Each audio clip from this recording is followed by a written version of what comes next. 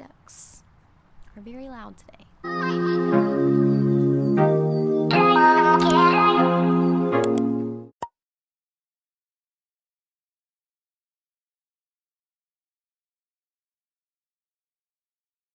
Hey y'all, welcome back to my channel. My name is Savannah, and if you haven't already, please subscribe and give this video a thumbs up if you like it. In today's video, I want to share a message of hope. The message today is for the person who is feeling overwhelmed or depressed. And if that's not the season that you are in currently, you may know someone who is and can benefit from hearing this message. My intention is that it will shed some hope and comfort on your situation. I don't know about you, but I'm an overthinker, and for my fellow overthinkers, being overwhelmed with our own thoughts is not uncommon, and it can sometimes bring us to feel desperate or hopeless. Prominent thinkers of our time like Martin Luther King Jr. and Charles Spurgeon have struggled with depression and harmful thoughts. Another figure in history who battled depression and feelings of being overwhelmed was King David. This may come as a surprise to many of you because he's referred to in the Bible as a man after God's own heart. He was a wise king and contributed to many of the beautiful poems and prayers recorded in the wisdom book known as the Psalms.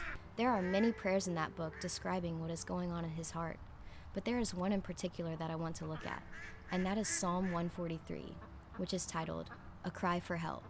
In this prayer, David is pouring his heart out to God. In verse 1, he writes, Lord, hear my prayer, and in your faithfulness, listen to my plea, and in your righteousness, answer me. Do not bring your servant into judgment, for no one alive is righteous in your sight. For the enemy has pursued me, crushing me to the ground, making me live in darkness like those long dead. My spirit is weak within me. My heart is overcome with dismay. It's clear that David is writing from a place of deep sorrow. But I want you to take note of what he does next, which is going to be helpful if you find yourself in a similar mindset to his. He takes action steps. In verse 5, he writes, I remember the days of old. I meditate on all you have done. I reflect on the work of your hands. Instead of focusing on himself and his situation, he shifts his focus to God and what he has done. God has done so much for his people, time after time, and it is all recorded throughout the pages of Scripture. We can also think of everything he has done in our individual lives. And if you struggle to think of something, ask yourself, are you breathing? Do you have clothes to wear? Do you have clean water to drink and food to eat? If so, many people around the world would consider that a blessing. And on top of all that, God performed the single most noble and loving act 2,000 years ago when he came to this earth in the form of a man, humbling himself, becoming obedient to the point of death, even the most excruciating death on a cross, all to accomplish salvation for anyone who would believe, and all for the purpose of reconciling himself to mankind for eternity. Moving on to verse 8, David takes another action step. He writes, Let me experience your faithful love in the morning, for I trust in you. Reveal to me the way I should go, because I appeal to you.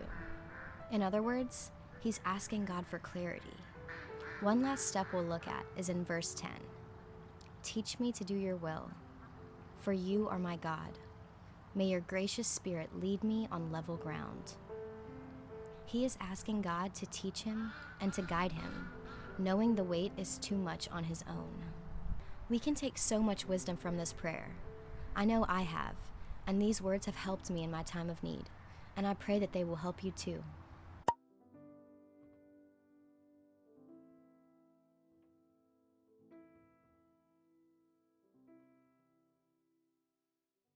I thank y'all so much for watching. I will see y'all on my next video. And as always, don't forget to thank God for waking up this morning.